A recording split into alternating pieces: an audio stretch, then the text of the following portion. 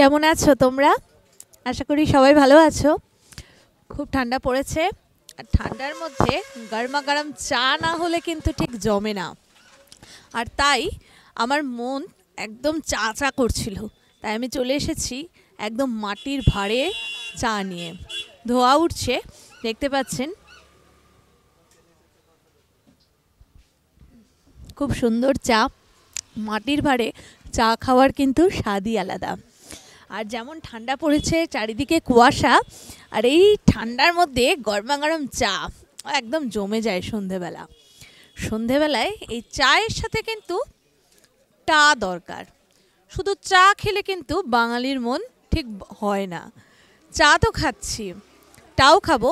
তাই আজ আমরা চলে এসেছি শিলিগুড়ির ডন বস্কো মোড়ের কাছে একটি ফাস্টফুড সেন্টারে, অন্নপূর্ণা ফাস্টফুড সেন্টার।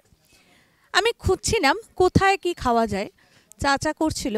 চা খেতে খেতে হঠাৎ করে এই দোকানটি নতুন হয়েছে, দেখলাম অন্নপূর্ণা ফাস্টফুড। তো এখানে চলে এলাম, দেখা যাক কি কি পাওয়া যাচ্ছে। চলুন আপনারাও দেখে নেবেন এই চায়ের সাথে আর কি কি টা রয়েছে। আমরা সেই টা অর্থাৎ অন্যান্য কি কি রয়েছে তা আমরা খেয়ে নেব।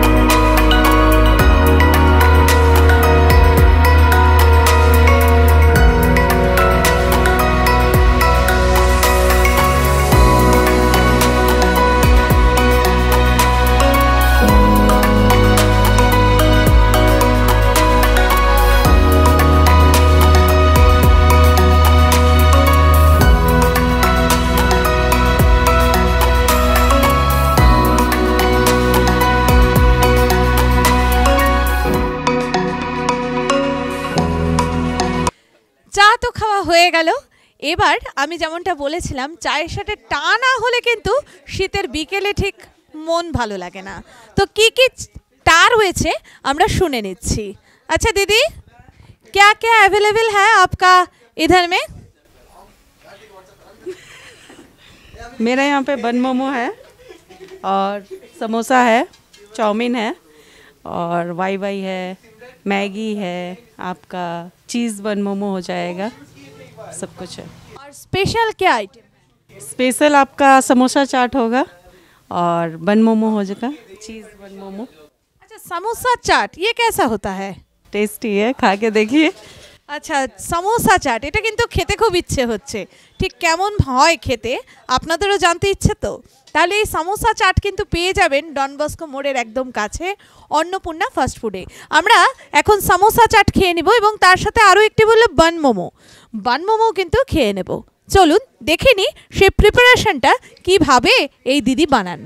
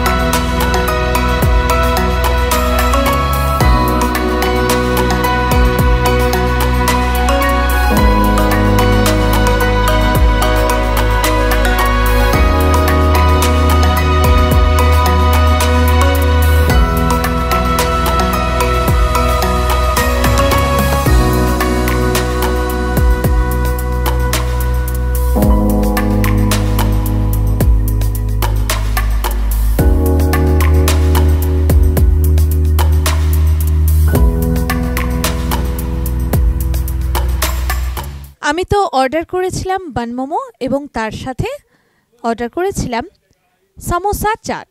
তো আমার হাতে এখন চলে এসেছে সামোসা চাট। তো এটা একটু অন্য রকমের খাবার। আমরা বিভিন্ন ধরনের চাট খেয়ে থাকি, যেমন পাপড়ি চাট, ভেলপুরি চাট, আরও অনেক ধরনের চাট হয়, কিন্তু এখানে এসে ডন বস্কো মোড়ে এসে আমি দেখতে পেলাম সামোসা চাট, অর্থাৎ সিঙ্গারা দিয়ে চাটের ব্যবস্থা। ঠিক চাট যেভাবে বানানো হয় তেমনভাবেই কিন্তু বানিয়েছেন এই দিদি। তো কিভাবে বানিয়েছেন তা কিন্তু আপনাদের সামনে আমি তুলে ধরলাম। এবার দেখবার পালা কেমন হয়েছে খেতে। সত্যি কিন্তু খুব ঠান্ডা, তার মধ্যে গরমা গরম চাও খেয়ে নিলাম। এবার এই গরমা গরম চাটটি খাবার পালা, কেননা এই সিঙ্গারাটি কিন্তু এক্ষুনি ভাজা হয়েছে, আর সেই গরম, পুরো গরম সেই সিঙ্গারারই চাট। দেখুন কি সুন্দর, এখানে গ্রিন চাটনি রয়েছে, তার সাথে মিওনিজও রয়েছে, একটা টক মিষ্টি চাটনিও দিয়েছে, চাট মশলাও রয়েছে, এবং সামোসা অর্থাৎ সিঙ্গারার ভিতরে যে সকল সবজি থাকে ঠিক তেমনভাবেই কিন্তু বানানো সিঙ্গারাটি, এবং অনেক ধরনের সসের সংমিশ্রণে একটা অপূর্ব চেহারা নিয়েছে কিন্তু খাবারটা। এবার খেয়ে দেখি কেমন লাগছে খেতে। আমি বলতে চাই যে এত গরম, দেখুন এখানে ধোয়া উঠছে, এই গরম খাবার শীতের বিকেলে কিন্তু দারুণ একটা মুখরোচক খাবার। কথা বাড়িয়ে আর লাভ নেই, টুক করে খেয়ে নিয়ে জানিয়ে দিচ্ছি কেমন হয়েছে খেতে।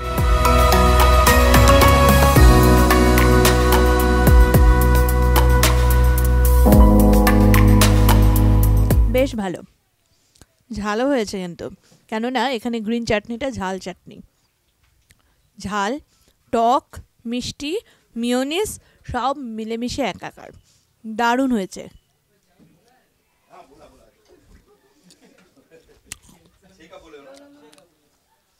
কাঁটা চামচেরও ব্যবস্থা আছে, কিন্তু বাঙালি তো হাত দিয়ে না খেলে কিন্তু সেই আমেজটা পাওয়া যায় না, তা আমি হাত দিয়ে খেয়ে নিচ্ছি। দেখুন কি সুন্দর লাগছে দেখতে, সমস্ত ধরনের সস, তার সাথে চাট মশলাও রয়েছে, রয়েছে ব্ল্যাক পেপার অর্থাৎ গোলমরিচের গুঁড়োও দিয়েছে কিন্তু, এবং মিওনিজটার জন্য আরও ভালো লাগছে। অনেকে আবার মিওনিজ খেতে চান না, বা বিভিন্ন ধরনের সস রয়েছে, কেউ যদি বলেন যে এই সসটি খাবেন না, সেটাও কিন্তু কাস্টমাইজ করে আপনি আপনার মতন করে বানিয়ে নিতে পারেন। আমাকে জিজ্ঞেস করেছিল দিদি, আমি বলেছি আমি সব সসই খাই এবং সাথে মিওনিজও খাই। তো এখানে এবার ভেতরটা খাওয়ার পালা।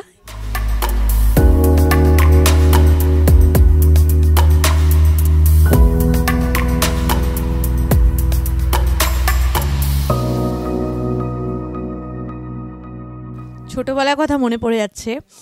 ছোটোবেলায় যখন বাড়িতে সিঙ্গাড়া আনা হতো, তার সাথে একটা মিষ্টি চাটনি দিত লাল রঙের, ওই মিষ্টি চাটনি দিয়ে সিঙ্গাড়া খেতে কিন্তু দারুণ লাগতো।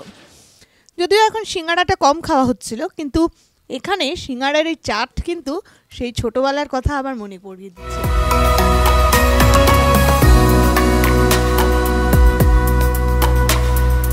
টক মিষ্টি ঝালের একটা অসাধারণ কম্বিনেশন, এখানে একটু অন্যরকম খাওয়া। চাট সব জায়গায় মিললেও এই সিঙ্গাড়ার চাট অর্থাৎ সামোসা চাট শিলিগুড়িতে আর কোথাও পাওয়া যায় কি না তা কিন্তু আমার ঠিক জানা নেই। যদি কোথাও পাওয়া গিয়ে থাকে আপনারা কিন্তু কমেন্ট বক্সে অবশ্যই জানাবেন, এবং শিলিগুড়ির আরও অন্যান্য জায়গায় যদি অন্যান্য ধরনের কোনো আকর্ষণীয় খাবার থাকে যা অনেকেই খায়নি বা আমি যাইনি, আপনারা কিন্তু কমেন্ট করে জানাতে পারেন, আমি চলে যাব সেই জায়গায়, আর আমাদের সমস্ত দর্শক বন্ধুদের সামনে তুলে ধরব সেই সমস্ত খাবার, এবং শুধুমাত্র খাবার না, তার সাথে রেসিপিও কিন্তু তুলে ধরব। আমি যেমনটা বলেছিলাম, বাড়ির খাবার থেকে বাইরের খাবার, দেশের বিদেশের সব ধরনের খাবার, এবং তার সাথে অবশ্যই রাস্তার খাবার থেকে রেস্তোরাঁর খাবার, সব খাবারের খবর নিয়ে আমি থাকব শ্রেয়সী। ঠিক তেমনই কিন্তু আজ ঘুরতে ফিরতে বিকেলবেলা বেরিয়েছিলাম, চা খেতে ইচ্ছে হলো, চা খেতে খেতেই একটা অত্যাধুনিক রেসিপির খবর আমি পেয়ে গেলাম, আর এটা খেয়েও দেখলাম যে অসাধারণ হয়েছে খেতে। সুতরাং আপনারা যদি এই সিঙ্গাড়ার চাট খেতে চান, সামোসা চাট, তাহলে আপনাদের আসতেই হবে ডন বস্কো স্কুলের কাছে, ডন বস্কো মোড়ে, অন্নপূর্ণা ফাস্টফুড সেন্টারে।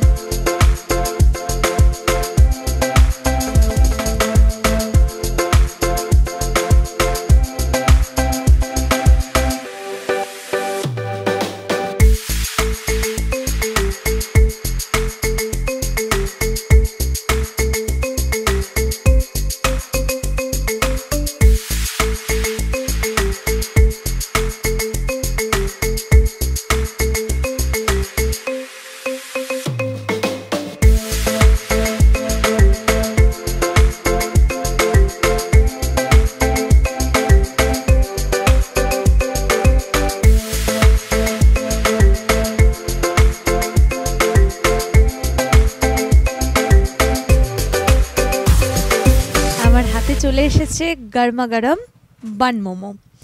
দেখুন দেখতে কিন্তু অনেকটা বার্গারের মতো, আর এই বান মোমোর ভেতরে যে কি কি দিয়ে স্টাফিং করা হয়েছে আমি একটু দেখাতে চাই। এটি একটি নর্মাল বন পাউরুটি, এবং বন পাউরুটির ভেতরে দেখুন রয়েছে মোমো, 3খানা মোমো দিয়েছে, এবং বানানোটাও আপনাদের যেমনটি দেখালাম, সস এবং আরও এখানে অরিগানো দেওয়া রয়েছে। সমস্ত কিছু দিয়ে স্টাফিং করে খুব সুন্দর বড় বড় পাউরুটি দিয়ে বানানো হয়েছে। দেখে আর থাকতে পারছি না। তার সাথে মিওনিজও রয়েছে। একটু খেয়ে নিই কেমন লাগছে, তারপর জানাই। অনেকটা বড়, কিন্তু অনেকটা বড় মুখের তুলনায়, খুব কষ্ট করেই খেতে হবে। দেখা যাক টেস্ট কেমন হয়েছে।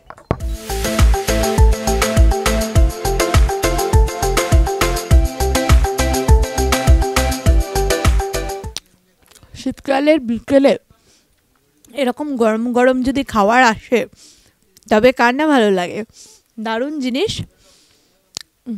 একটু টক টক, যারা টক খেতে ভালোবাসে তাদের জন্য তো একদম ফাটাফাটি। সসের পরিমাণটা একটু কম হলে কিন্তু আরও ভালো লাগতো। আর তার সাথে কিন্তু মিষ্টি মিষ্টি ভাবও রয়েছে। আর যারা ঝাল খেতে ভালোবাসেন তারা বলে দেবেন ঝালের পরিমাণ একটু বাড়িয়ে দিলে তাহলে কিন্তু ঝাল ধরনের যে টেস্ট সেটাও কিন্তু চলে আসবে। তা আমি টক খেতে বেশ ভালোই বাসি, তা আমার কাছে বেশ ভালোই লাগছে খেতে। আমি তো এখানে এসে খেয়ে নিলাম গরমা গরম চা, তার সাথে সিঙ্গারার চাট এবং বান মোমো। আপনারা কি লক্ষ্য করেছেন আমি কিন্তু বেশ বড় একটি রেস্টুরেন্টে কিংবা কোনো পেশাগত কোনো দোকানে কিন্তু আসিনি। ঘুরতে ফিরতে রাস্তায় হঠাৎ করে চোখে পড়লো একটা সাইনবোর্ড টাঙানো রয়েছে অন্নপূর্ণা ফাস্টফুড। সেখানে আমি অর্ডার করলাম এই সমস্ত খাবার। আর এই সমস্ত খাবার কিন্তু একজন বাড়ির মহিলা বানাচ্ছেন। তিনি ওখানে রান্নায় ব্যস্ত রয়েছেন। তো তারই দোকানের আরেকজন খেতে এসেছেন মোমো, তার সাথে আমি একটু পরিচয় করে নিচ্ছি। আচ্ছা দিদি, আপনার নাম? আমার নাম হচ্ছে গরিমা সিং। আপনি কোথায় থাকেন? আমি শিলিগুড়ি ইস্কন রোডে থাকি। আচ্ছা, আপনি কি এই দোকানে মাঝে মাঝেই আসেন খেতে?